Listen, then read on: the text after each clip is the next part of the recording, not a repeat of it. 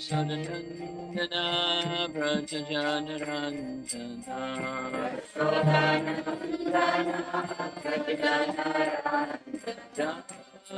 Sadanandana Brajajanarandana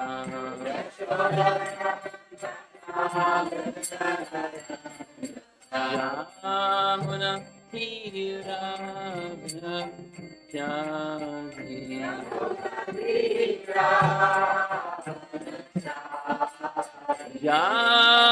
Tiravana Jagi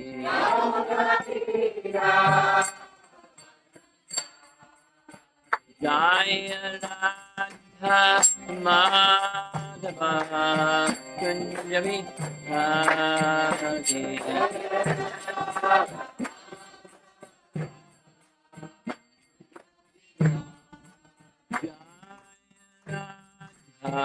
Madhava Kunjavi Radhe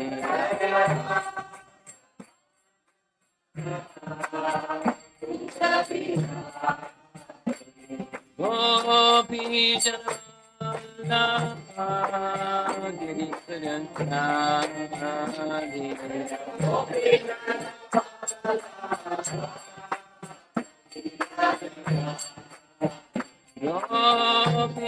Jana Giri Gopi Jana Giri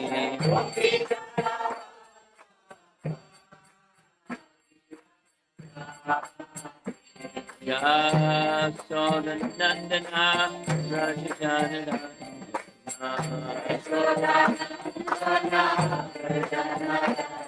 Yasodanandana Rajajanana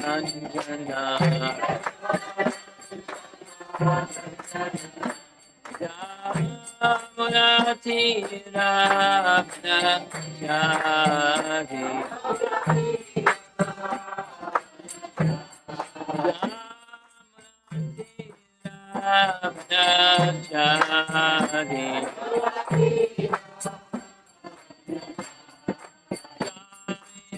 Radha Madhava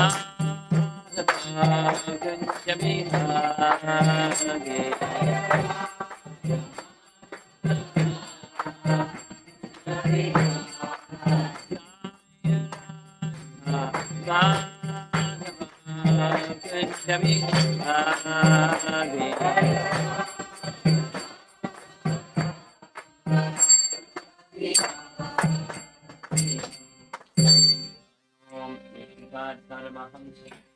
Adivajagacharya Astatarasatasi Srimad Divine Grace A.C. Bhaktivedanta Swami Shira Prabhupada Ki Ananta Koti Vaishnavrinda Ki Gaura Premanandi. Could you plug that in?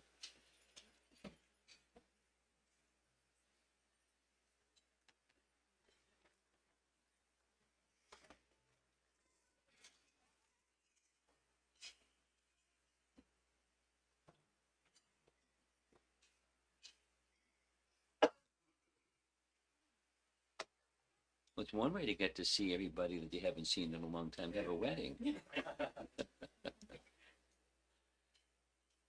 One way to do it.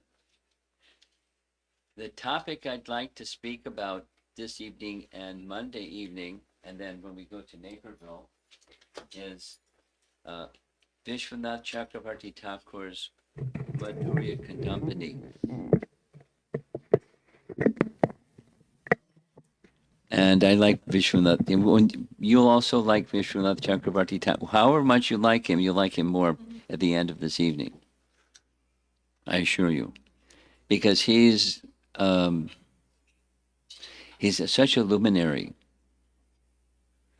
in many, many, many ways. I'll just mention one of them.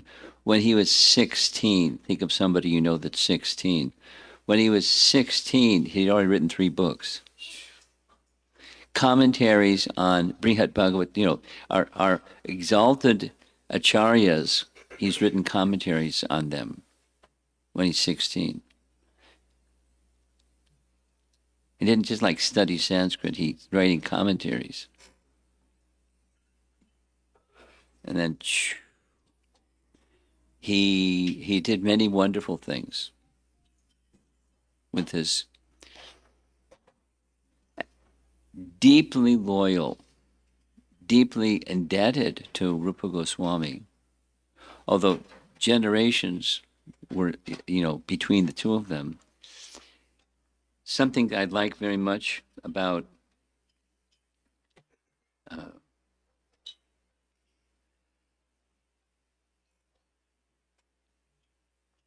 Radhika Raman and an explanation that he made of churning the topics of Shastra.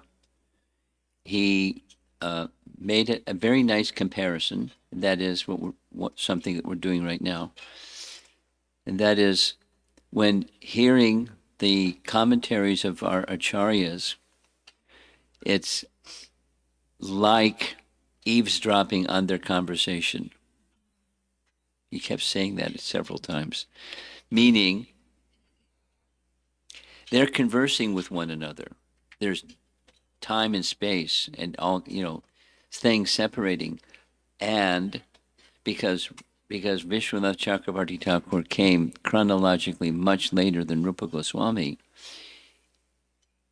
it's like he's in a conversation with Rupa Goswami and then taking the writings of Rupa Goswami and expanding them and simplifying them and looking at it through different angles. And that it's like they're having a conversation with one another on the teachings of Lord Chaitanya.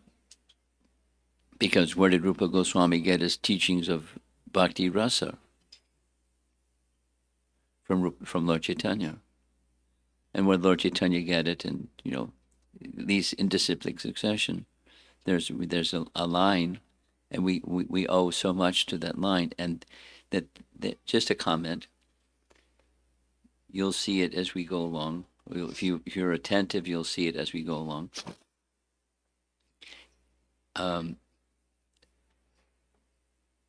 The gifts that these great acharyas gave are part of their communicating with one another, expressing appreciation for a predecessor and expanding or extending or something.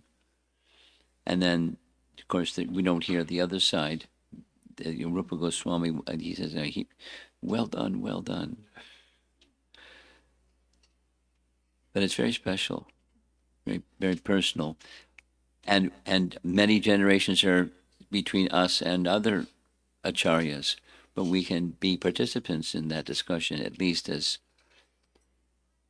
Radhika Raman was saying, eavesdropping. As if eavesdropping means as if you're there.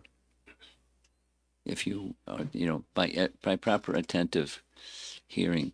It's very special. So this is a little bit, it's an introduction in one sense to Vishwanath Chakravarti Thakur's Madhurya Kandamani, but it's the summary of his life, little capsule summary. Here's a little description. Bhaktisiddhanta attributes his birth date approximately 1638.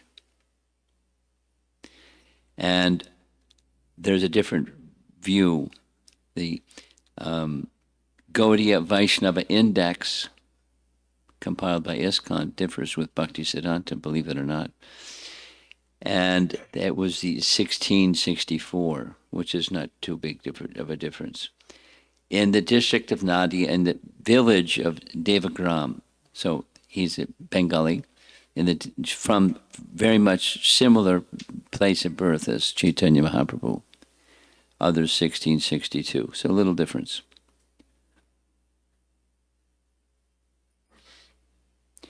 He belonged to the Radhi Brahmana sect, that's his family. Sri Ramabhadra and Sri Raghunath Chakravarti were his two brothers. So he's the three boys in the family. And he's the outstanding one amongst them. The Gaudiya Vaishnava Abhidan identifies his father as Rama Narayana Chakravarti. Mother's name we don't know, or these sources don't know. And the Brahmana community in which he was born is from the Radhadesh area of West Bengal, the district of Nadia, West Bengal. So that was his childhood, brought up in a young Brahmin family. He studied grammar. He gives the name of the village, Devagram. So that's the starting point of Sanskrit studies. After this, he completed his grammar. You recognize the voice. After this, he went to the village named Shayadabhada, where he studied Bhakti Shastri in the home of his guru. Doesn't give the name of his guru. It was here that he wrote 3 books while undergoing his studies. Bhakti Rasamrita Sindhu Bindu, he's 16. Ujjvala Nilamani Kirana, and Bhagavatamrita Kana. So these aren't light literatures. And he's writing commentary at 16. Even today, the following proverb is quite famous amongst the Vaishnavas regarding his first 3 books. Vishwanath's resumes of Rupa Goswami's Ujjvala Nilamani, Bhakti Rasamrita Sindhu, and Laghu Bhagavatamrita are the source of transcendental joy for the Vaishnavas. Studying them makes one a Vaishnava. In case you wanted to become a Vaishnava, you know what to do now. He was celebrated by the name Hari Ballabha Das. He wrote Bengali songs, in addition to commentaries. Some people say this name was given to him when he took Vairagi Vesh. After the disappearance of Chaitanya Mahaprabhu and his eternal associates, the current of Shuddha Bhakti was flowing by the influence of 3 great personalities, Srinivas, Narottam, Shamananda, these 3 students, principal students of Jiva Goswami. Vishwanath Chakravarti Thakur was the 4th in line of the disciplic succession from Narottam Das Thakur. So 4 generations separating. Here's Bhaktisiddhanta's disciplic succession. Now it starts with number 19, Lakshmipati Tirtha and Madhavendra Puri, and then disciples Ishwara Puri, Nityananda, and Advaita. Doesn't mention Ramchandra Puri for some reason. Lord Chaitanya, disciple of Ishwara Puri, Rupas and Sanatan and Sarup Damodar, Raghunath Jiva, Krishnadas, Narottam, Vishwanath. Now notice there's a gap of 4 generations between Narottam and the next one in the list. And then his disciple, Baladev, or Baladev Vidyabhusan, contemporary of Jagannath Das Babaji, or at least in the list, then Bhakti Vinod, etc. So in this gap in between, there's Lokanath, Narottam, Ganga Narayana, Krishna Charana, Radharaman, and Vishwanath. That's his lineage. So here's a much more complicated chart. On the left, Ganga Narayan Chakravarti and Ramakrishna Bhattacharya. from Narottam Das Thakur. So we're going to follow the Ganga Narayan Chakravarti, and it gives who his wife was, who his children were. Krishna Charana was both a disciple and an adopted son. Radha Ramana Chakravarti. And you notice over there on the right-hand side, he's going to fall off the chart pretty soon. This is Rupa Kaviraj. Rupa Kaviraj was an aparadi.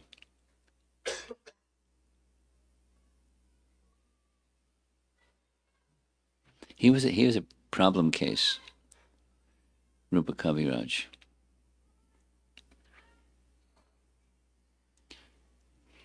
He had developed an Appa Sampradaya teaching directly against the teachings of Lord Chaitanya, very brazen fellow. And he offended Krishna Priya Thakurani right in Radhakund.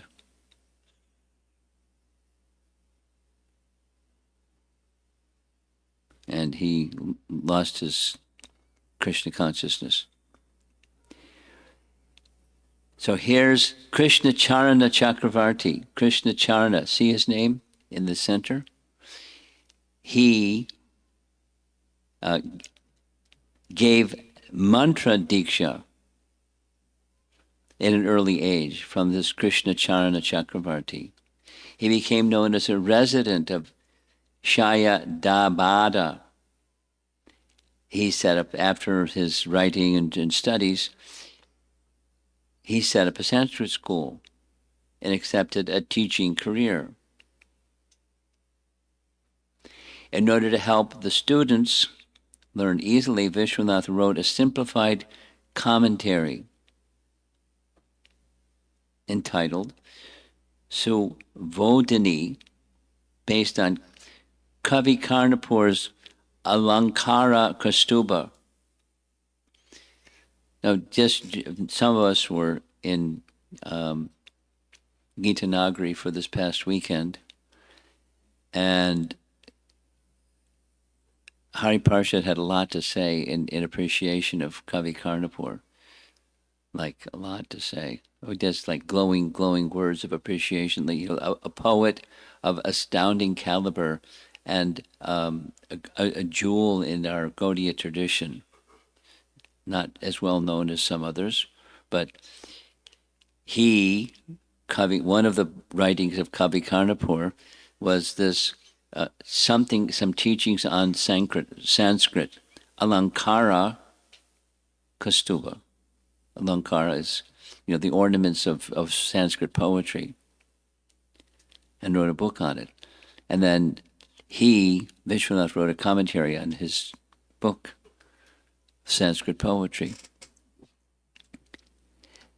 So this was, although it was something of a commentary, it was more his own writing as a Sanskrit teacher. So it's the first book of his own, as opposed to a commentary on someone else's writing. He himself has written, Sri Vishwanath Chakravarti, a Brahmana residing in Shaya Dabada, has composed this commentary on the Alankara Kastuba. So it is a commentary, but an original writing. So as he matured, there were circumstances where he was called upon to speak the message strongly and meet opposition, and he was an undefeatable person. And from childhood, no interest in family life. He remained a married man for a short time, like a few years. He renounced his wife and home and went to Vrindavan. Determined to renounce worldly life and surrender himself completely to the service of Krishna. And there he lived in Vrindavan. Now, one of the things that happened while he was in Vrindavan was there was a group of Sri Vaishnavas that had their headquarters, the northern Sri Vaishnavas, northern as compared to in Ranganath and South India, Rangakshetra. So they're Ramanadis. There's a sect of Sri Vaishnavas, and um, they had they were endorsed by financially and otherwise by the king of Jaipur, and successively the king of Jaipur, the king of Jaipur, the king of Jaipur. But one particular king in the Jaipur tradition, he developed a special bhakti for Radha Govinda in Jaipur. So the Ramanadis didn't like it. They were afraid their donations would diminish. And so they started making noise, scriptural noise. And one of those scriptural noises that they made was, these Gaudiyas, they don't have a commentary on Brahma Gayatri, or excuse me, by Vedanta Sutra.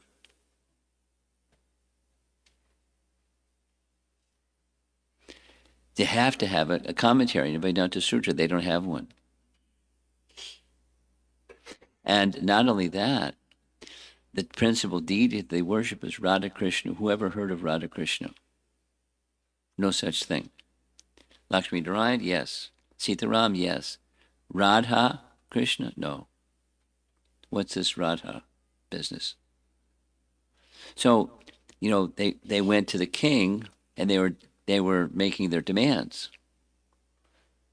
But he's not a scriptural guy. He's a Kshatriya guy, and exalted Vaishnav. So, and then they were the powerful Vaishnavas. They were making their demands, like get rid of Radha by the side of Krishna, by the side of Govinda, and have nothing to do with these Gaudiyas, because they're not authorized. They don't even have a Vedanta Sutra commentary. Harumph. So the king knew of the presence of Vishwanath Chakravarti Thakur and invited him to come and in person debate with the Ramanadis. So they had their bazookas and their tanks and their artillery and all their weapons ready to go when Vishwanath came. And very soundly he refuted, and we'll see some of the arguments that he gave in a moment, but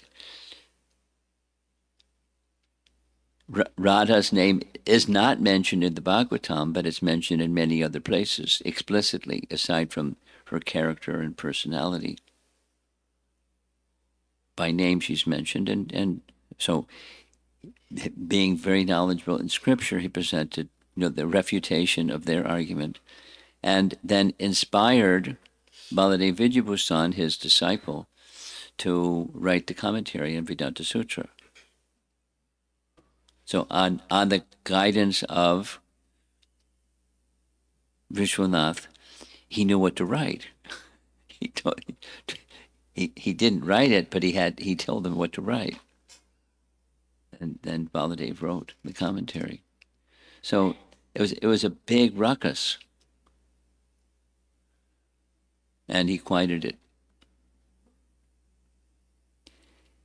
One of the central points was the worship of Radha by the side of Govinda, or by the side of Krishna, because the many of the deities that were Gaudiya deities were in Jaipur, but particularly right in the center of the royal palace, in the courtyard of the royal palace. That's where the Radha Govinda were being worshipped. So here are some of the points he made. In various Puranas, the name of Srimati Radhika is mentioned. She's the personification of the Ladini, or pleasure-giving potency, and the eternal beloved of Sri Krishna. Although indirectly she's mentioned in the Bhagavatam, in relation to Brajalila especially, Radhika is mentioned in very concealed manner. Only Rasika and Bhavuka, advanced in spiritual knowledge of rasa, could understand her confidentiality. So he had to, because of the audience, he had to present something that's on scriptural basis. So from not only from Puranas but from other sources, he convinced them. And Radha stayed by the side of Govindaji, and things were made peaceful again, at least for a while. Then there was this Rupa Kaviraj fellow, if you remember his name, and where he was in the chart. He had developed a deviated doctrine, very intricate deviated doctrine. It went by the title Ati Badi doctrine. At least others called his doctrine Ati Badi. So he was very learned, and one of also a Diksha disciple of Krishna Charana Kavira Chakravarti. He studied under a very celebrated Srimad Bhagavatam scholar, Mukunda Das, well-known Vaishnava at the time, and he had this other doctrine. The other doctrine was deviated, and it included, anything that's in relation to how the residents of Vrindavan lived, that's authentic. And anything other than how the residents of Vrindavan lived, it's not authentic. So he wanted his followers, and he was a popular man, scholarly person, he wanted them to practice entering into Vrindavan, Vrajalila, or their spiritual form by practicing in this life by being a gopi, dressing as a gopi and doing things that gopis do. And because in Vrindavan we don't hear of their worship of Tulsi in Shalagram or following of Ekadasi, since they don't follow, we don't follow.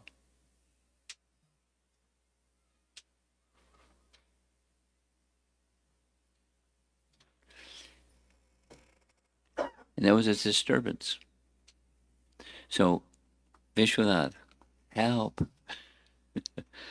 and by his powerful manner and his complete comprehension of Shastra, he dismantled the doctrine. He wrote literatures. He did it in person, but he wrote literatures that dismantled it also.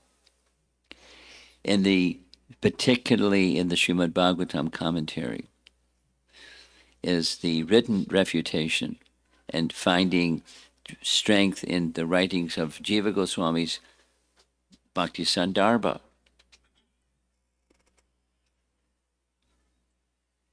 Then Srinivas Acharya, who was one of Jiva Goswami's main students, he had a daughter. Her name was Hemalata Thakurani.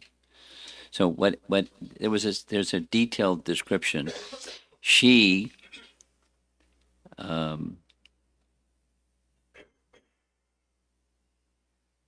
let's go back. I'm bad with remembering details. Yeah, Krishna Priya. Rupa Kaviraj, was giving a Bhagavatam discourse at Radhakund, and Krishna Priya Thakurani was attending, and she was constantly chanting while listening. And he stopped his class and scolded her, like berated her. How can you chant and listen at the same time? And she, very mildly said, It's my tongue. It just does. You can't stop chanting. I'm distracted. It's just my tongue chants Krishna's name. And, he then stopped his class and got up and left. According to commentaries, from that offense to Krishna Priya Thakurani, although he had done other things in terms of teachings, but there's a direct Vaishnava aparad. So from that point he fell, and everyone felt that. And then Hemalata Thakurani came around later because he's still giving his Bhagavatam classes, and she ripped off his neck beads and expelled him from the Gaudiya Vaishnava community.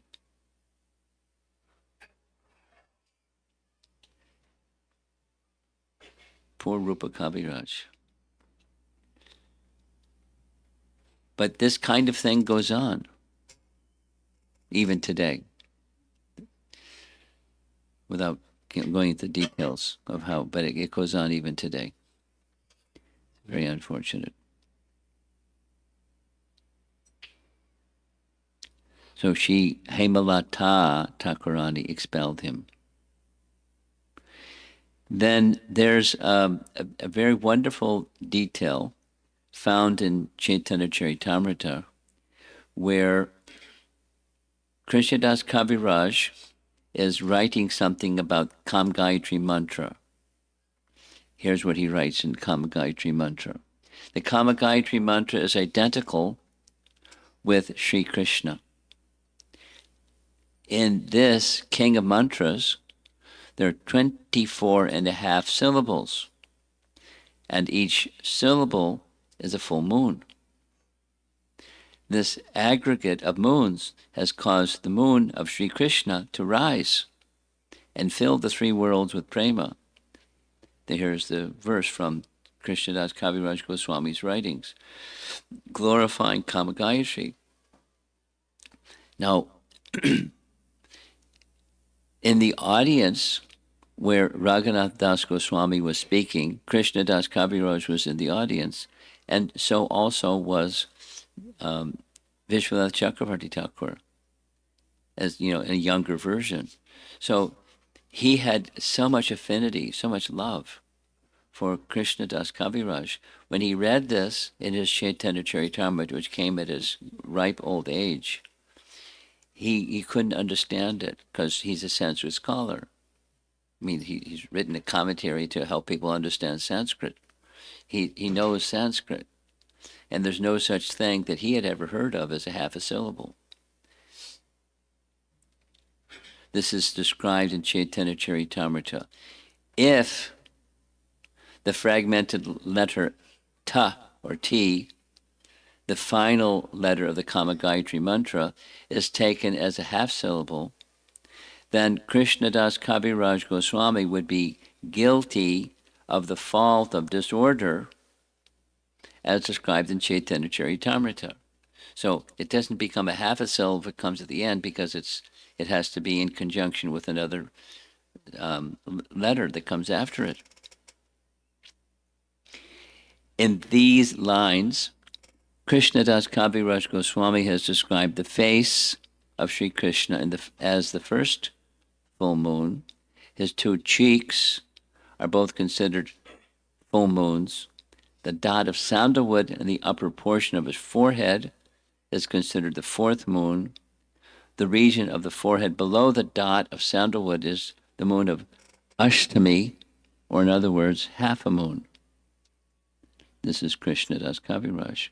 According to this description, the fifth syllable is a half moon. The fifth syllable is a half syllable. If the fragmented T, or ta, which is the final letter of the mantra, is taken as the half syllable, then the fifth syllable should not be a half syllable. So he had such faith and affinity for Krishnadas Kaviraj. How could he write something that doesn't exist? He was not only puzzled, but he became a little obsessive about it. And he decided that, what's the use of my life if I can't understand Krishnadas Kaviraj Goswami's writings. So he then decided in a very firm way, I'm going to fast until death. Imagine if we came across something in Sanskrit we couldn't understand, and I can't understand it, so I'm going to fast until death. But he was serious. So there he was. This is an old photograph of what Radhakund used to look like. And he was sitting there here in his book, Mantrartha Deepika, he describes what happened. Here's what happened. He had direct audience of his worshipful deity, Srimati Radharani, came to him, not in a dream. Radharani came to him and spoke to him and explained Krishnadas Kaviraj Goswami was right. This is what he writes in his book, this commentary on Kama Gayatri. After the second period, prahara, of the night had passed, he began to doze off when suddenly Vrishabhananandini, Srimati Radharani, appeared to him, not in a dream. She very affectionately said, "Oh, Vishwanath, oh, Hari Vallabha, do not lament. Whatever Sri Krishnadas Kaviraj has written is the absolute truth. By my grace, he knows all the inner sentiments of my heart. Do not maintain any doubts about his statement. The Kama Gayatri is a mantra to worship me and my dear beloved, Prana Vallabha. We are revealed to the devotee by the syllables of this mantra. No one is capable of knowing us without my grace. The half syllable is described in the book, known as Varna Gambasvat. You find it in the library. Go tomorrow morning, go to the library, find the book, and you'll find that half syllable is explained right there. That's where he got it. After consulting this book, Sri Krishna Das Kaviraj determined the actual identity of Kama Gayatri. You should examine this book and then broadcast its meaning for the benefit of faithful persons. So there's an instruction. So he did both parts. He went, found the book in the library, and became peaceful. So he didn't have to fast until death anymore. And then he wrote a book according to the teachings of what he had heard from Radharani and what he understood from Krishna Das, and she's made herself known to him because she has the power to make herself known to anyone. So personal darshan and personal revelation of the mantra that reveals her and Krishna. Now, in the image that these are books, and the books are tied together with cloth, and there's a list, and there's a handout, but I didn't distribute the handout. But there's a list in the next slide.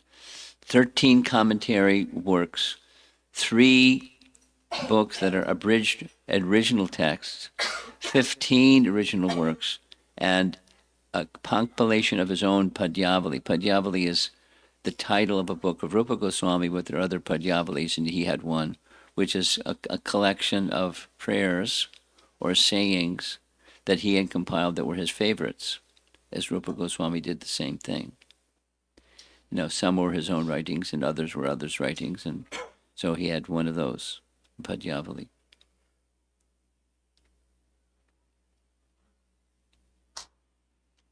The Gaudiya Vaishnava Acharyas have composed the following verse in praise of extraordinary work. So just describing what his name means. He who reveals the jewel of devotion to Vishwanath, the Lord of the universe, and thus expands a circle of bhakti, is called the Chakravarti. thus Vishwanath Chakravarti. Generally, this title designates one who maintains, Varti, a circle, a chakra, of influence. Hence, Chakravarti usually means emperor, for the emperor maintains his power over a vast circle, or he always remains in an assembly, chakra, of pure devotees. He is known by the name Chakravarti, he around whom a circle or assembly turns. There's many nice appreciations. There's a particular devotee, a Sanskrit scholar also, named Krishna Das, and he had written a translation of Vishwanath Chakravarti Thakur's Madhurya Kandambani. Doesn't say what language, but from the Sanskrit language to whatever his language was. And he wrote the following message. Srila Vishwanath Chakravarti Thakur has benedicted the whole world by writing the book Madhurya Kandambani. In reality, Sri Krishna Chaitanya Mahaprabhu is the speaker of this book. He has spoken it through the mouth of Sri Chakravarti. Some people say that Sri Chakravarti Thakur is an incarnation of Srila Rupa Goswami. He is very expert in the art of describing extremely complex truths in an easily understandable manner. Let's see if that's true. But we're going to try to explain it in an easily understandable manner. I'm a great fool. Kindly reveal the mystery of your transcendental qualities in my heart. This is my prayer at your lotus feet.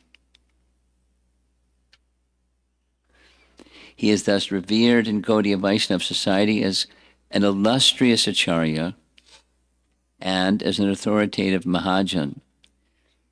He is renowned as a great transcendental philosophy poet and Rasika Bhakta. And anyone who likes reading Srimad Bhagavatam likely has also come across the commentary that he, Vishwanath Chakravarti Thakur, wrote on the entire Srimad Bhagavatam, verse by verse by verse, and then commentaries on the writings of other acharyas about Srimad Bhagavatam. And he was not shy to write commentaries on such literature.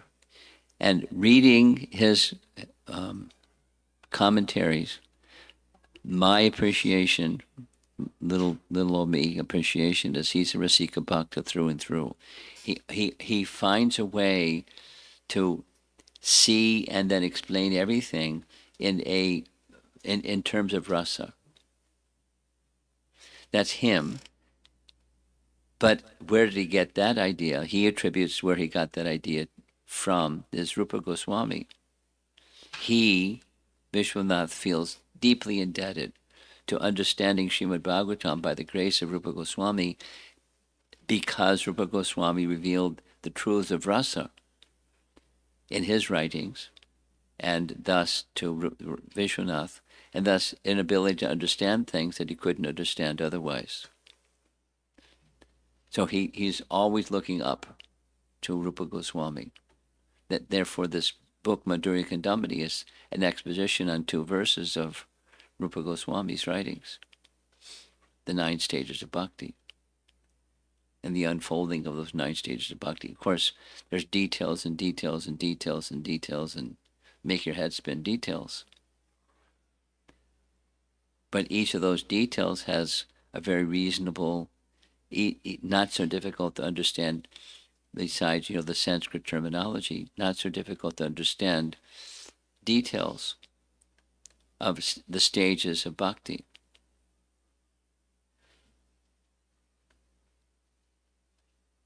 It's really nice. Therefore, although acting as an acharya, he never used the title Goswami. He did this just to instruct the foolish and unfit defendants of the acharya families, because, many persons did exactly that. because their ancestry, they were born in a family of such and such, and therefore they are entitled to be called the Charya when they weren't. So he didn't do that like that. He didn't use the title Goswami. Some persons have a disposition like that. His place in the Vaishnava world remains unsurpassed as far as erudition, theological knowledge, poetic talent, and appreciation of rasa. He was worshipped by his contemporaries as an example of unblemished ascetic life and an ideal follower of Raga Marg. He had, because of his affection for Rupa Goswami, he learned so much. It is said, when he was composing his commentary on the Bhagavatam, sometimes in Vrindavan it rains, not too often, but sometimes it rains. And when it rains, it would fall, the water that would fall all around the area where he was writing, except the area where he was writing. Because if the water fell where he was writing, the ink would run. And it couldn't be preserved. So he stayed dry. On the bank of Radhakund, while residing there, he experienced the sweetness of the eternal pastimes of Sri Vrindavan. It was at this time he wrote his Sukha Vartani commentary on Ananda Vrindavan Champu, again written by Kavi Karnapur. Such deep, profound love for Vrindavan, residing at Radhakund, is similar to the others that lived in that way, qualified persons that lived in that way, Raghunath Das Goswami and Krishna Das Kaviraj and Vishwanath Chakravarti Thakur, being personally visited by Srimati Radharani. Who could match that? And then Ananda Vrindavan Champu, because Ananda Vrindavan Champu is very poetic, and he understood the poetry and wrote a commentary on the poetry of Ananda Vrindavan Champu by Kavi Karnapur. Luminary. Among the devotees of Vishwanath, nothing much is known about others except Krishnadas, Kanudas, and Nanda Kishore. Baladev Vidyabhusan, a disciple of Radha Damodar, revered Vishwanath deeply as his guru, because those kinds of relationships were not at all uncommon. Diksha Guru is one who gives one mantra, and the one who has particular strength of hearing from and learning from and deep. So because Baladev wrote the commentary on Vedanta Sutra under the guidance of Vishwanath. Vishwanath was very elderly, and there was this demand for a commentary from the Gaudiya folks. So Baladev was called upon. Baladev went to Vishwanath and said, "You're the one. You're the right one. So you're the right one. I'll tell you what to write." He told him what to write, and he wrote it. In a very short time. Both persons, eminently qualified. Now, there was an issue, the Parakiyavad doctrine. It still is. So, it is said that Jiva Goswami had the conviction of Parakiyavad, but the issue was too contentious during his time to say it or to write it, to expound on it. And therefore, he didn't make a point. Vishwanath made the point. To dispel the misconceptions regarding Swakiyavad, Vishwanath wrote 2 books, Rag Vartma Chandrika and Gopi Premadmrita, which are wonderfully filled with all kinds of conclusions of Shastra, but particularly addressing this point, Parakiyavad Ki Jai. And, thereafter, and it is Ananda Chandrika commentary from a verse from Ujjwala Nilamani, he refuted the Swakiyavad and established the Parakiyavad. Parakiya means Radha and Krishna were not married. And they had amorous relations, not in marriage. And he was very strong about it. Jiva Goswami wasn't purposefully. In another place, in his commentaries on Srimad Bhagavatam. So several places he's writing. And, he's a luminary.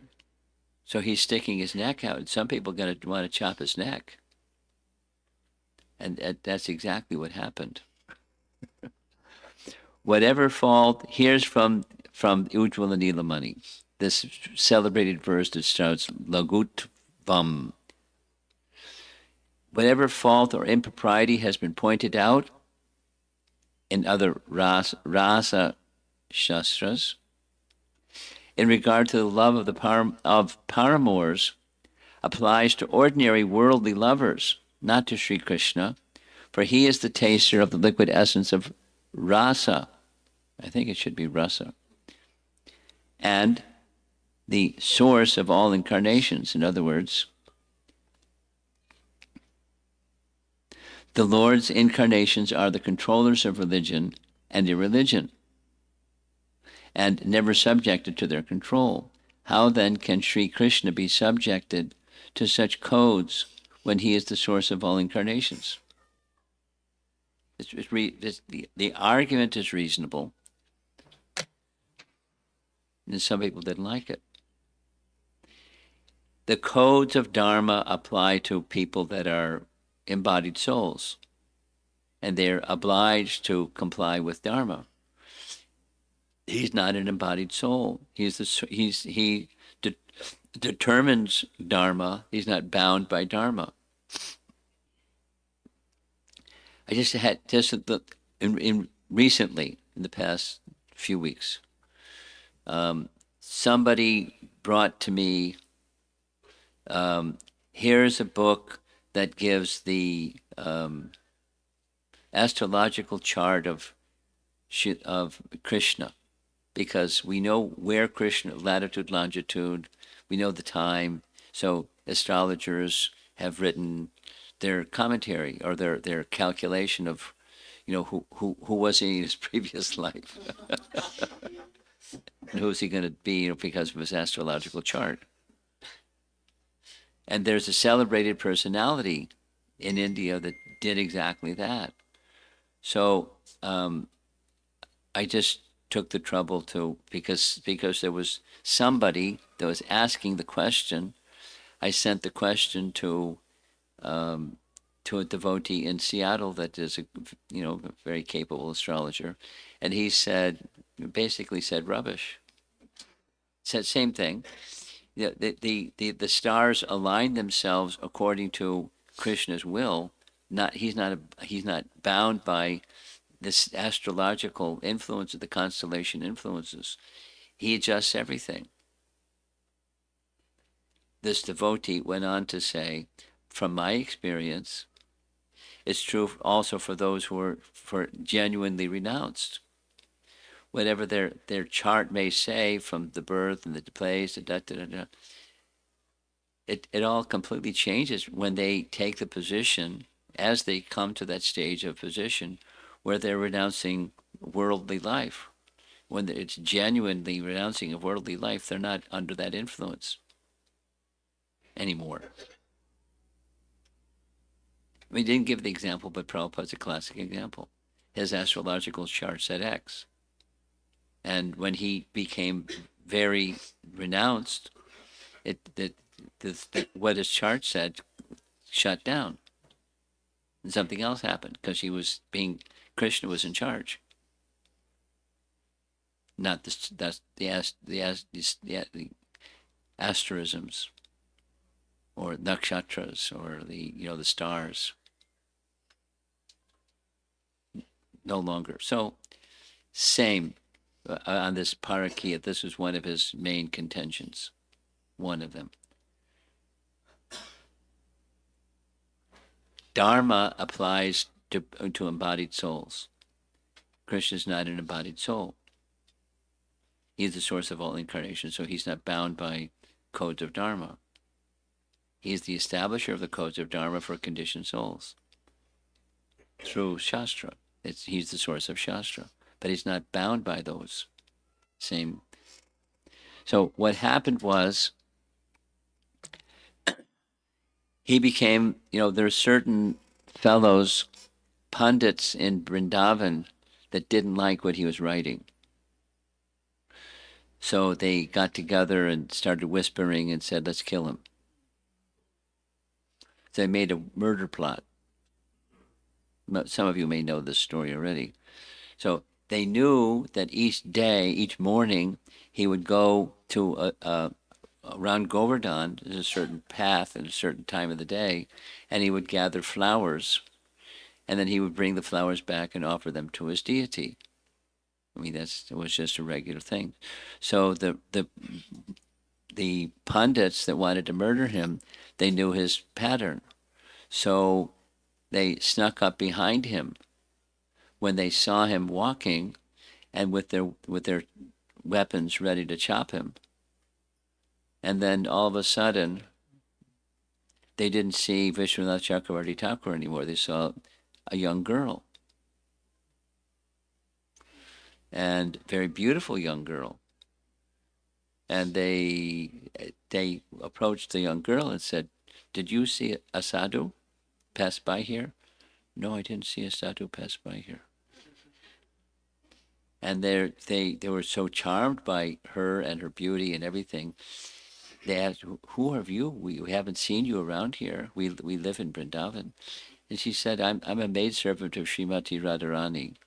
And she sent me here to gather flowers so she can offer to her Lord and her master, Krishna. And then all of a sudden, poof. Maybe there was a sound too, I don't know. The little girl became Vishwanath Chakravarti Thakur. And they fell at his feet. And they confessed what their plan was. And he said, I knew all along. It's okay. So he knew that writing what he was writing and expressing what he was expressing would ruffle some feathers up to the point where people would want to kill him. But, he's not an ordinary personality. So he's a maidservant of Srimati Radharani in his eternal, constitutional, spiritual form. And he could manifest, and in this case he did, manifest that Siddha Swarup, Siddha Deha, right before their eyes. What to speak of his commentary, whatever he writes in his commentary, where is that? It's crystal clear and pure, and it's Shastra, the writings of Vishwanath Chakravarti Thakur. Here's another little story, and I'm going to almost end. He became the worshipper of a deity named Gokulananda, and the story goes like this. It's a little shorter version, but there was one brahmachari that had a deity that he worshipped very lovingly, and he carried the deity with him wherever he went, because the deity is a quite small deity. And then the deity appeared to him one evening in a dream, And the deity instructed him, go to Vrindavan, find this sadhu named Vishwanath. I want to be worshipped by him. So being obedient to his deity, he went and found Vishwanath and told Vishwanath, the deity told me to give the deity to you because he wants to be worshipped by you. And Vishwanath declined, saying, I'm a renunciate. I don't have anything. I don't have a place. I don't have a way to take care of the deity. Thanks, but no thanks. So disappointed, happy, because he loved his deity, but disappointed, he left. And that night, the Pujari had a dream. Again, dream number 2. Go back again. And he'll say yes this time. And in Vishwanath's dream, he appeared and said, say yes. I want to be worshipped by you.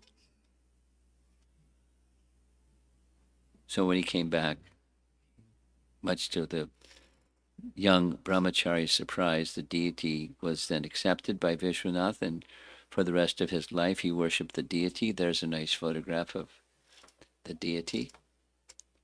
And the place where the deity is kept now is the Radha Gokulananda temple. In the Radha Gokulananda temple, there are a number of deities, including the Govardhan Shila that was once worshipped by Raghunath Das Goswami, and you see the disciplic succession of how he got it. Radhakund Vasi Thakurani, or Krishna Priya Thakurani, gave him the deity. There's a nice history of all of that. But Krishna Das, Raghunath Das gave the Shalagram Shila, Govardhan Shila, to Krishna Das, Mukunda Das, to Krishna Priya Thakurani, who gave to Vishwanath. And there it is on his altar. Not so prominent, because the deity is very small. So here's the conclusion. This is a little bit about how he disappeared, when, and some say this and some say that. Other accounts say something else. Approximately 100 years of age, while absorbed in an internal condition at Radhakund, he entered an uppercut Leela in Vrindavan. That's his disappearance history. Great personality. He was very significant in reviving, protecting, and reviving and restoring the integrity of the lineage of Lord Chaitanya through disciplic succession. Initially, his samadhi was, here's what it says. In Vrindavan, Vishwanath Chakravarti Pada did his bhajan near Radha Govindaji's Yogpith in an area called Patelpura. Interesting, huh? Or Vishwanath Kunj. And his samadhi was first there, because that's where he did much of his bhajan. In 1951, Vishwanath's samadhi was moved to Radha Gokulananda temple beside the Pushpa samadhis of Narottam Das Thakur and Ganga Narayan Chakravarti, and the full samadhi of Lokanath Goswami. So it's a busy corner of that temple area, but in 1951, who had the audacity to take his remains and move? But somebody did it, 1951. And from the time that I went, that's the samadhi. The next acharya following him, Baladev Vidyabhusan, and a very important personality in our disciplic line. Here's Vishva Vaishnava Raja Sabha, that's Bhaktisiddhanta's term, the lineage of powerful acharyas.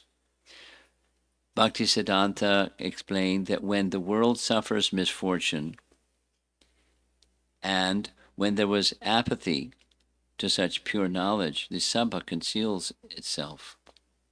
After the disappearance of Vishwanath Chakravarti Thakur and Baladev Vidyabhusan, the Sabha was self-concealed for some time. And he indicates that his father was a principal personality to revive it. And in between, there was a mess. No, Apasampradayas and many.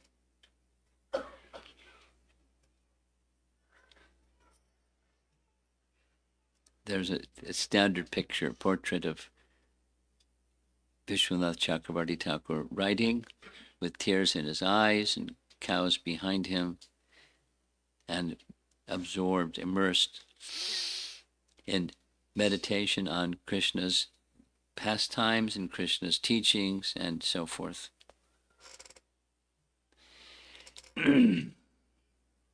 There's a celebrated book that came after Chaitanya Mahaprabhu departed.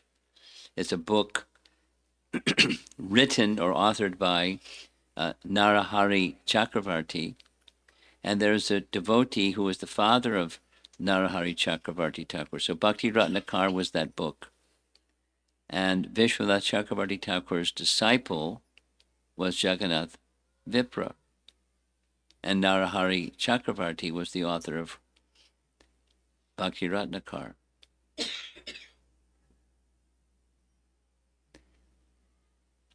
Anyway, the Narahari Chakravarti Thakur had a dream in which Vishwanath appeared in his dream and blessed him to write this book. So it's not just a creative writer and having the acumen to write these things. Here's Narahari Chakravarti Thakur's writing. Oh, Vishwanath, in your book, Chaitanya Rasayana, you are considered to describe something about me, Chaitanya Mahaprabhu, in his dream. You are considered to describe something about me in a different way than you originally thought. In Kali Yuga, my pastimes are most astonishing. I am also astonished when my merciful devotees cause many people to learn about these pastimes. My devotees are deeply absorbed in the relishable liquid mellows of my daily sports. So now, please, describe different things which are just right for my devotees to joyfully taste and relish. Also, be assured that the way in which you were first describing me is exactly the way I really am. Don't doubt it at all. It's my beautiful divine form, made of supremely condensed Paramananda. Shoo. These are very high circles of thought and writings. So during the section of Vishwanath Chakravarti Thakur commenting on the 5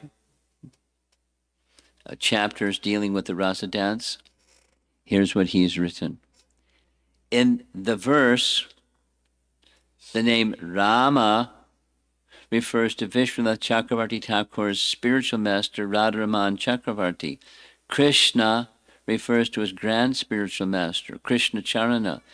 Ganga Charana refers to his great grand spiritual master, Ganga Charana.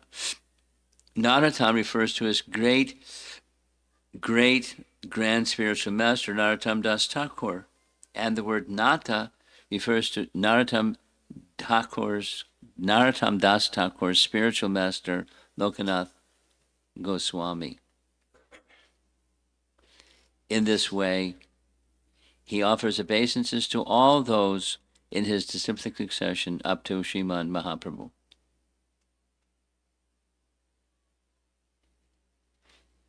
That's it. Well, somehow, could you, in the back, the small screen, could you see it? Oh, you have another one. How'd you do that? Huh?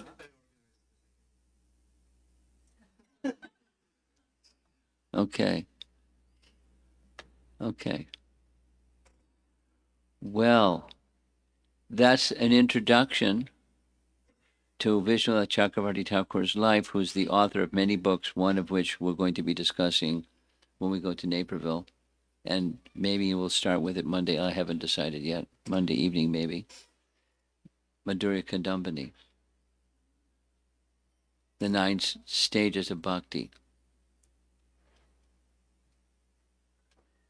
And it's technical, but at the same time very sweet and educational for those that want to move to further stages of bhakti. It's a good manual. It's a good map to get there. Okay, so let's see if there's some discussion.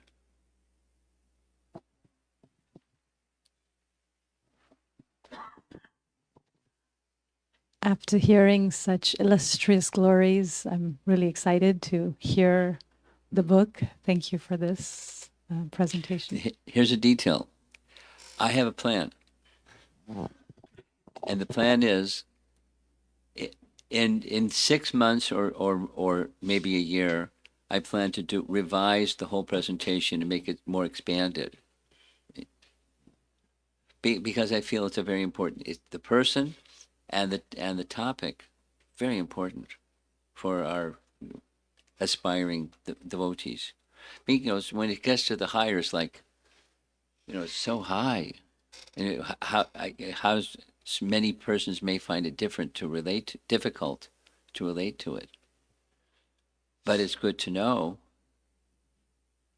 and etc. So let's see if Krishna permits. Busy people find a way to get busy things done. Go ahead.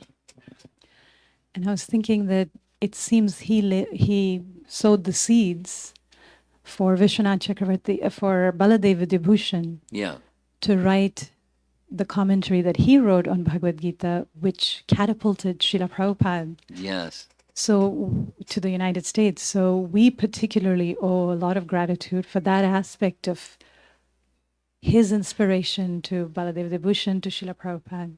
Yeah. Baladev's commentary. That's our lives is just following the great souls, and Prabhupada did that, and let's follow Prabhupada and the great souls with an understanding of their greatness. It helps to have that feeling while following. Go ahead. A question, Guru Maharaj.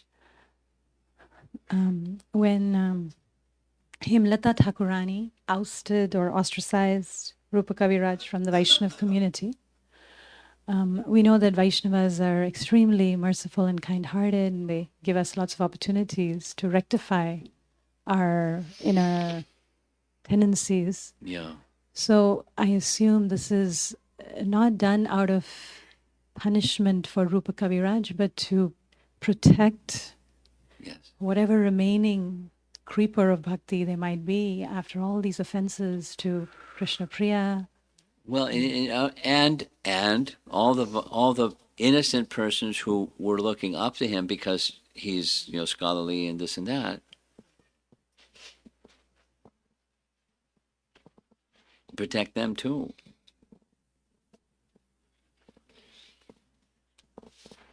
Yeah, go ahead. And Guru Maharaj, on this point of the place for debate within the Vaishnava culture, so sometimes we see that when it comes to defending the honor of the Sampradaya or establishing principles, then debate is encouraged. And there are other times when, like Rupa Goswami discouraged Jiva Goswami from debating simply to prove the triumph or victory against that person. I forget his name, and then he ostracized him from Vrindavan, and then Sanatan Goswami reinstated him. So I was wondering if you would please share your thoughts and if you would please clarify the place of debate The place for debate. That's what you within want the to hear Vaishnav about. community. Yes.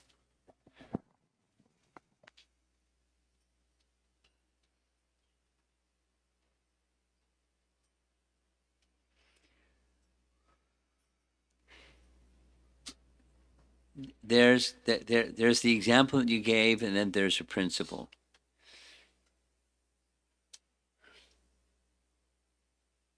I'm a little reluctant to make it contemporary. I think I will because it's contemporary. Two things.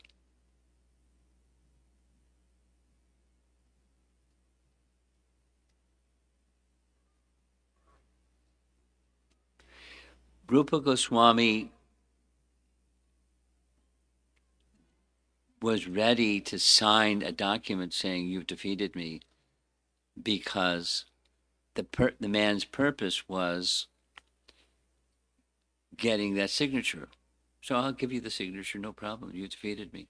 You're such an exalted personality, scholar, etc., etc., etc. So for his own purposes, there was no interest. But Jiva Goswami's purpose was defending the honor of his spiritual master, his uncle, and his spiritual master. So he did what he did. Now, Jiva Goswami was chastised severely by Rupa Goswami. This mentality that you've exhibited has no place in Vrindavan. You should leave Vrindavan. So he did, kind of. And Sanatana Goswami did what he did. So the question is the place for debate. So when the integrity, the honor and the integrity of the institution, or the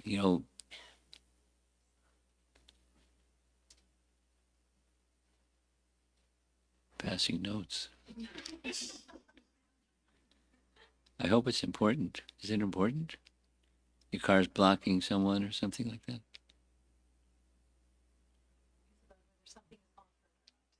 Okay. Okay.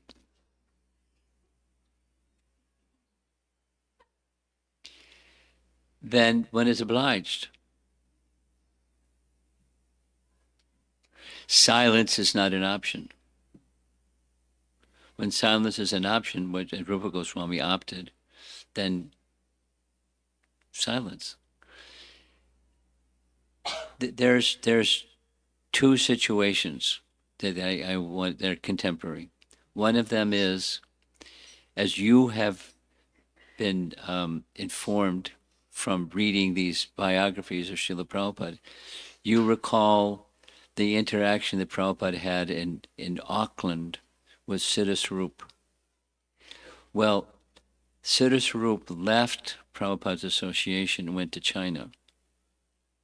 And he became married, and his wife learned the teachings from her husband because Siddhaswarup had a following already, and it continued to maintain the following. But, Prabhupada was trying to align him and the followers with Shuddha Bhakti.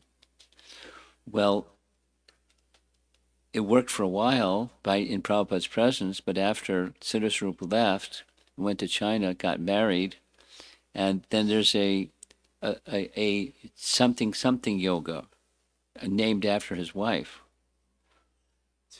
She's a popular lady. And I learned about this during this recent visit to China. Because somebody during one class said, my mother's a member of this something yoga. And they don't allow the followers to read Prabhupada's Bhagavad Gita. because that's bhakti. But what the fellow is teaching, so she runs the yoga system, which is a popular yoga system that basically teaches karma yoga minus Krishna, minus bhakti. And then when she certifies they're ready, he gives them initiation. They've never met him, but they hear his classes. And he has his following and followers. And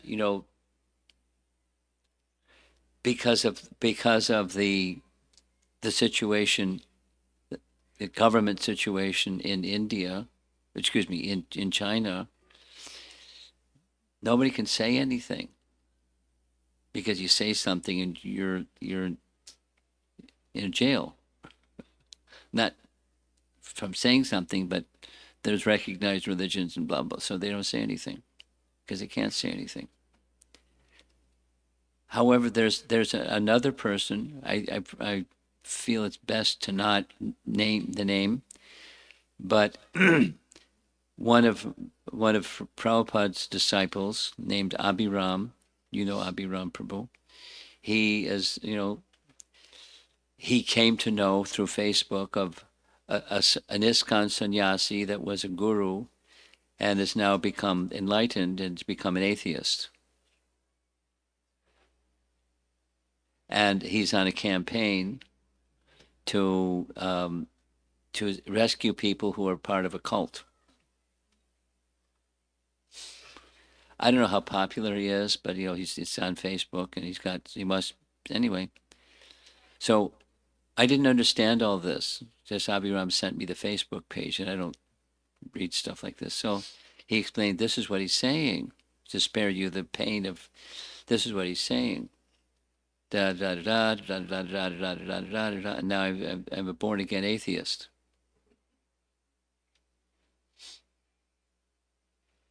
And he's speaking against Prabhupada by name and by the lineage, the Gaudiya lineage by name, and ISKCON by name, and that's his program. So what are you going to do?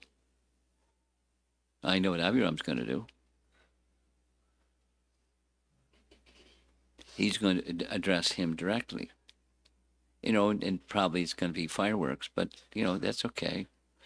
Abhiram doesn't mind fireworks. He can't just be silent. So when I first heard that this, I didn't understand the extent to which this individual had gone. So I said, be respectful. And then when I found how far he had gone, he's an offender. Not like cut his tongue out, but speak. Don't remain silent. He is an offender. Prabhupada, Krishna, because he's an atheist, a born again atheist. Based on science and whatever else he's got.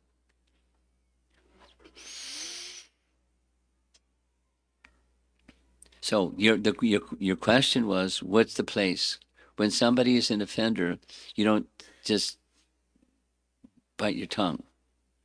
You don't have to bash them, but you have to say something. Then depending upon the circumstance. Then, in this case, Vishwanath was asked by the association of devotees and by a king and so forth, please protect the faith.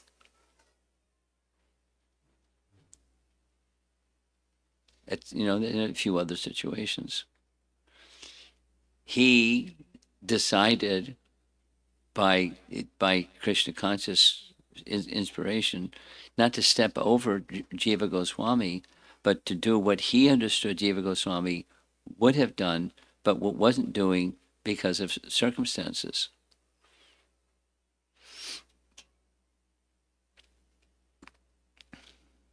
So he did it. And knowing that there's going to be a pushback, a risk his life pushback, but he did it. But he had so it wasn't to slap people around; it was to set the record straight. And what the transcendental position of Krishna. He's not bound by things that people of this world are bound by, like codes of conduct. He's the transcendent Lord, and these pastimes are his eternal pastimes, and with all realization. So depends on that person's strength whether they want to get involved in a debate or not, and the importance of the situation. For as an additional point for starters.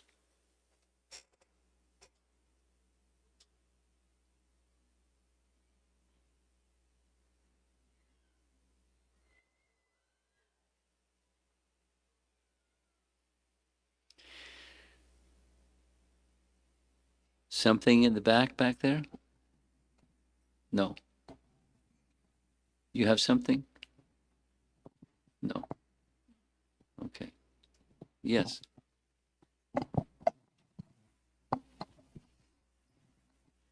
Um, in a very small Srimad Bhagavatam study group, this question was asked by Which some. one? I'm trying to explain the Parakia, context. Swakia? Yes. And very genuinely sincere, trying to practice devotees, especially as it relates to perhaps some South Indian background. Sure. Sure. Makes sense. How do you explain that not on transcendental level, or those who are not on transcendental level, but in simple words? I heard something today. Definitely that's helpful, but I thought if there is something more. Well, you might try what I just suggested, which is start with the astrology, point of the needle, and what is it? What is it? And if you want to apply astrology to the source of everything, how does it apply? It doesn't. Why doesn't it apply? And if they can understand why it doesn't apply, someone may be an astrologer and want to make it apply, but it doesn't apply, and here's why. Similarly,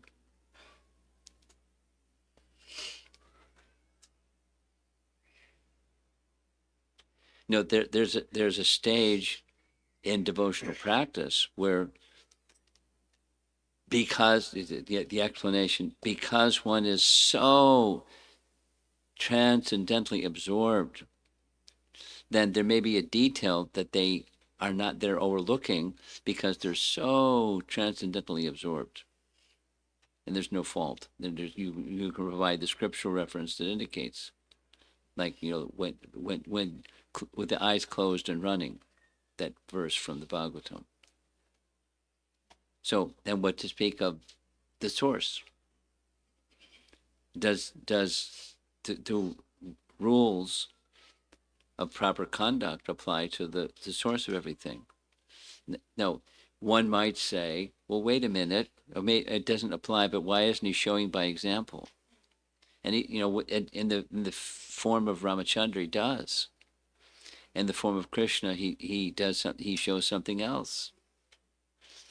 There's an eternal spiritual world that he's displaying. And there's a distinction, my dear friend, between Vaikuntha and even the uppermost regions of Vaikuntha and Goloka.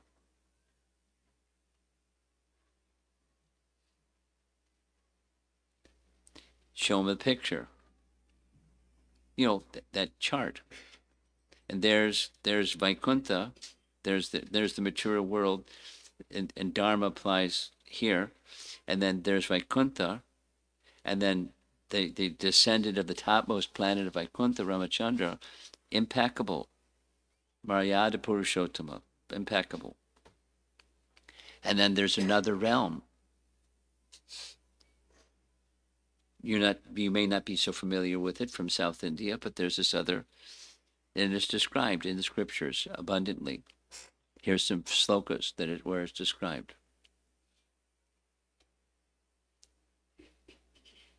And in that realm, that what applies here doesn't apply there.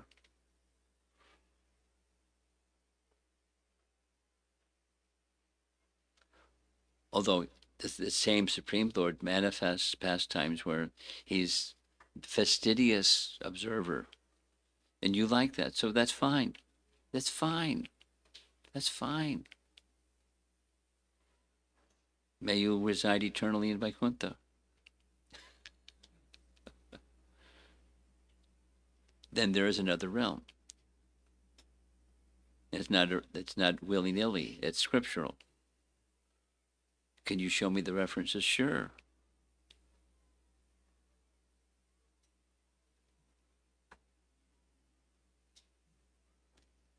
So, it's kind of like swallowing a horse pill or something. It's not easy to swallow because the training and the disposition, and it's not easy.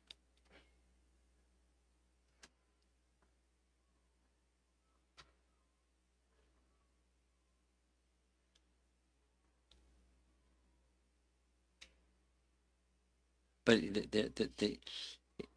I had a similar, not same, but something similar. I was, in a college preaching situation, and it was after the program, and there was a room, like 6 or 7 highly educated South Indian brahmanas. And they put their hands on their hips and said, could you explain why in ISKCON you say, Kalo Sudra Sambhavan? Everyone in this age is born less than Sudra. And I just said one thing, and they looked at each other and said, oh. I said, according to your tradition, each of the stages of life, there's some samskara, just like today. Vivaha samskara. So you don't bypass it. So what about Garbhadan samskara? They looked at each other and said, you're right. So something that, it's a little bit of a stretch, but, something that's more proximate than Swakiya and Parakiya, that's more of a stretch. On the authority of Scripture, we can know things that otherwise we can't know. And on the authority of Scripture, by observing proper sanskaras, one becomes eligible. Auspiciousness is created to move on to the next, instead of getting stuck or falling down. So now, what about this one? It's a principle. So, it's a horse pill. They're not going to swallow it so easily. But you can try. And as long as you're reasonable and, respectful, and they have their tradition, they have the lens through which they look at everything. So that South Indian lens largely is, Aishwarya. And that's it. That's it. That's divinity. Lakshmi Narayan. There's no hanky-panky.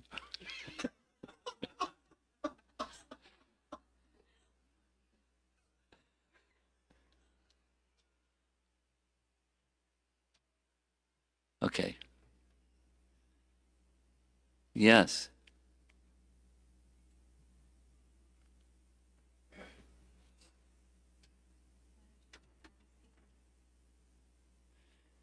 You're definitely going to need a microphone.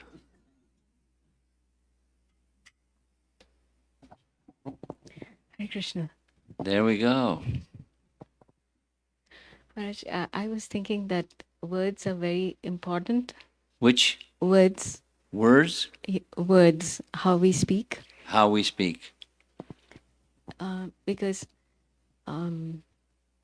it just seems as if, it's a very delicate balance when we offend someone. or when we are intending to correct someone, it could be easily misunderstood. Um, so I've noticed person, that. I've noticed that. so personally, like, how do we how do we like know when to speak, when not even to speak, or like what Err kind on of the side of caution.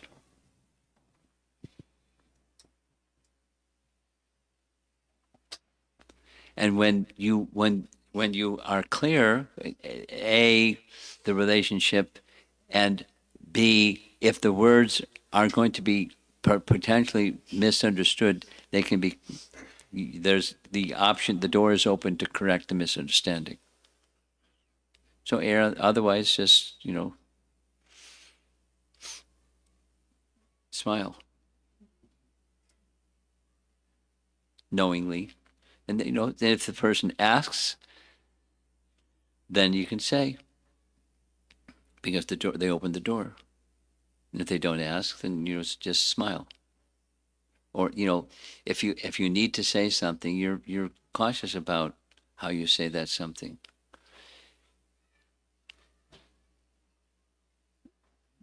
Live a while, and you run into circumstances that are like that, and you'll when you're sensitive to when to speak, when not to speak, and how to say it, and how to not say it, and all the pause in between.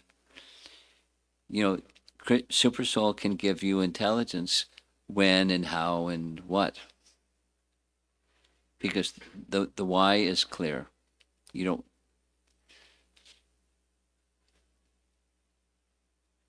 And refinement is there.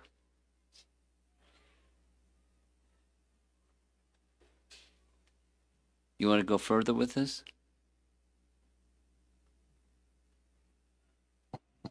sometimes I'm told that I don't correct, although like I'm in the position of a manager at the temple. So many people like complain that you You never don't. You speak. don't. You don't correct people sufficiently. Yeah. Yeah, you're soft. And and sometimes like when I offer something even that's very mild, people very quickly like say like, why did you say this to me? And Yeah, yeah, yeah. so it's so delicate. Yeah, you want to speak of you're in a woman's body. I mean, I'm not in a woman's body, but I have some understanding of what goes on in men when they hear something from a woman. A course correction. It's not taken well often.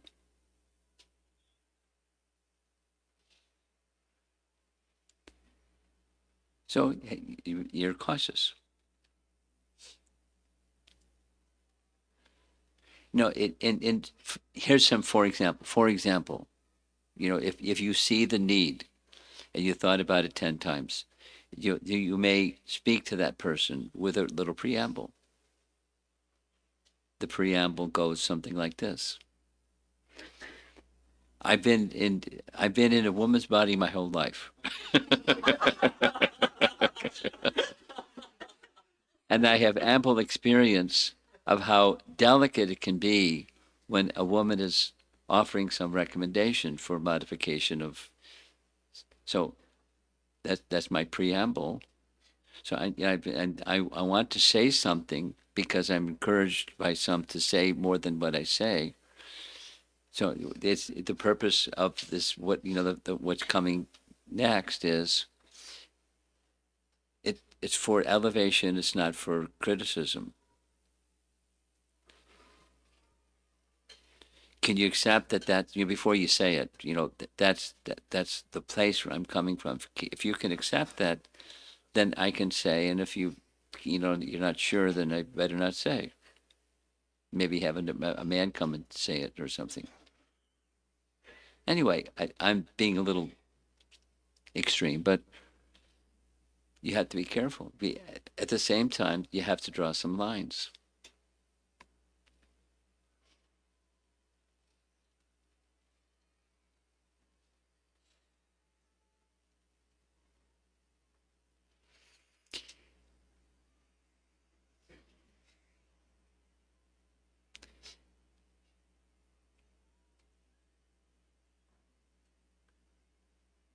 You're really enthusiastic, Amara.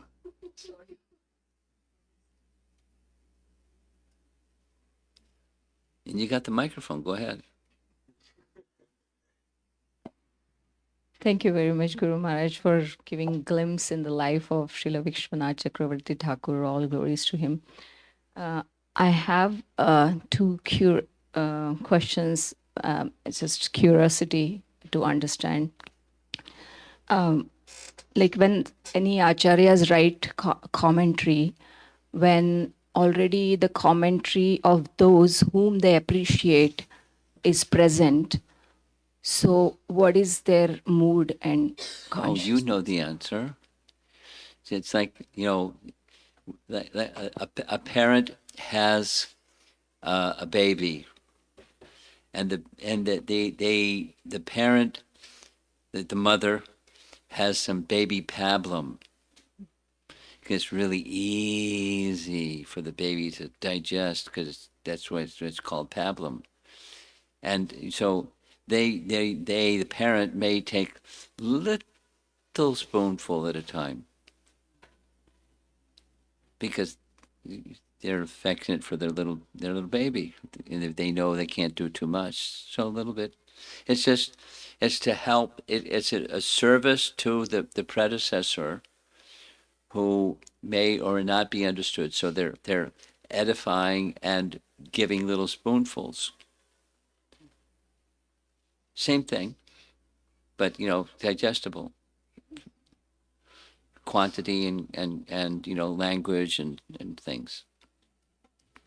And second thing, if I saw it correctly, Guru Maharaj, that Jagannath Das Babaji was later in the disciplic Yes. succession.